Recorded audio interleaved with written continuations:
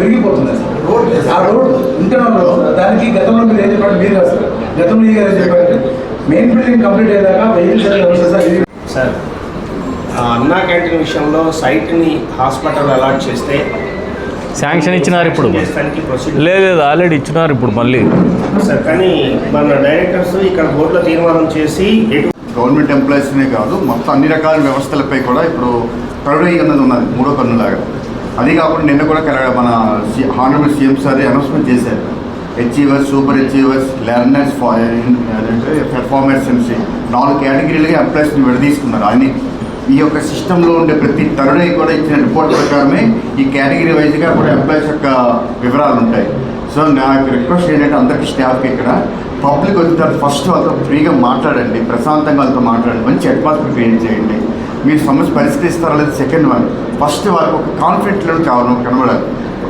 ఎందుకంటే ఈ రోజుల్లో అందరూ ఒంటరితనం అయిపోయారు. చాలామంది ఒంటరిగానే ఉన్నారు. ఎంతోమంది ఫ్యామిలీస్ మీరు గమనించినట్లయితే అందరూ ఉన్నా సరే ఎవరు లేనట్టుగానే ఉన్నారు.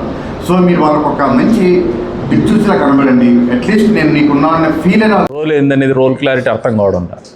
నేను గతంలో కూడా చెప్పిన మీటింగ్కి వచ్చినప్పుడు hospital committee, development committee directors కానీ మెంబర్స్ కానీ అంటే వచ్చి బిస్కెట్లు తినేసి కాజు తినేసి పత్రం చేసే కాదు, మనకు బాధ్యత ఉంటుంది. మానిటర్ చేయాలి, మనం మంచి చెడు సజెస్ట్ చేయాలా, ప్రజల ఆలోచన ఏముంది తెలియజెప్పాలా, పబ్లిక్ పల్స్ క్యాచ్ చేయాలా అనేసి. పబ్లిక్ పల్స్ ఎట్లా గవర్నమెంటే చేస్తుంది. దాన్ని మనము if you go through the report మనకే తెలుస్తుంది ఎక్కడున్నాము, ఏం చేస్తున్నాము అని చెప్పేసి. ల్యాప్సెస్ ఏందని ఇంకొక పారామీటర్లో కూడా ఇచ్చుంటారు వాళ్ళు, కరప్షన్ది కూడా.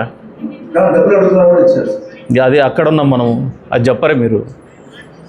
నేను ఇక్కడికి రాకపోవడానికి ప్రధాన కారణం అదే. నాకు సిగ్గై రావడంలే. నేను గట్టిగా చెప్పలేకపోతున్నా మంత్రి గారు, అంతా మా వాళ్ళే ఆడు ఉండేది. నేను పొద్దున్న లేసి మొఖాలు చూడల్లా. నేను అనలేను గట్టిగా, వాళ్ళని దండించలేను. దండిస్తే నొప్పి పడతారు. నాకు వ్యక్తిగతంగా ఏం కోపాలు ఉండవు వాళ్ళ మీద. నేను ఒక్కరిని బాగున్నా అంటే కాదు, నాయకుడు అనేవాడు కానీ ఎప్పుడు కూడా సిస్టాన్ని నడపగలిగినోడు లీడర్ అవుతాడు. సిస్టాన్ని మీరు చేసే ప్రతి పని కూడా నా మీద రిఫ్లెక్ట్ అవుతుంది. మీరు తప్పు చేస్తున్నారంటే ఐఎమ్ ద ఇన్కాంపిటెంట్, ఆ తప్పు నాదే. మీ సిస్టానికి నడిపే విధానంలో తప్పుదావన పోతున్నామంటే ద లీడర్ ఈజ్ ఇన్కాంపిటెంట్ ఉంటాం, లేకపోతే టర్మినేట్ చేస్తాం. ప్రజల కంటే ఎవరు ఎక్కువ కాదు మాకు, ఇది క్లారిటీగా చెప్తున్నాం. 15th వరకు నువ్వు ఇంప్రూవ్ చేసుకోవాల్సింది. ఈ మాట అనిపించద్దు నాకు.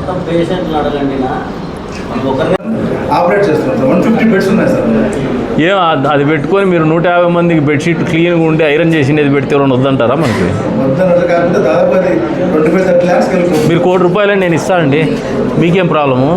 మా హాస్పిటల్ బాగుండాలనుకుంటాను మేము.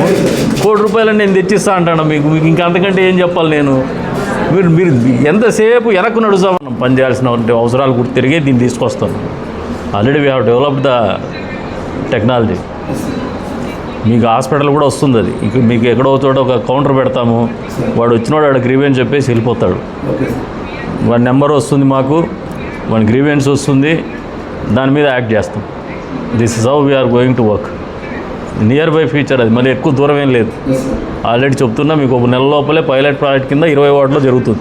అది ఒక సచివాలయాన్ని ఎన్నుకున్నాం, దాన్ని తీసుకున్నాం. Already we are working on that. ఖచ్చితంగా ఒక నెల లోపల ఇంప్లిమెంట్ చేస్తాం. అన్ని ప్రభుత్వ కార్యాలయాల్లో కూడా ఇది తీసుకొస్తాం. మాకున్న బిగ్గెస్ట్ ఛాలెంజ్ ఏమంటే కరప్షన్ తగ్గల్లా, ప్రజలకు మర్యాద పెరగల్లా, ప్రజలకు పనులు జరగల్లా. ఇదే ఆలోచన, వేరేది కాదు. కాబట్టి let us get prepared for this. వచ్చే రోజుల్లో మనం అందరం కూడా ప్రిపేర్ కావాల్సింది తప్పదు. ఇంకా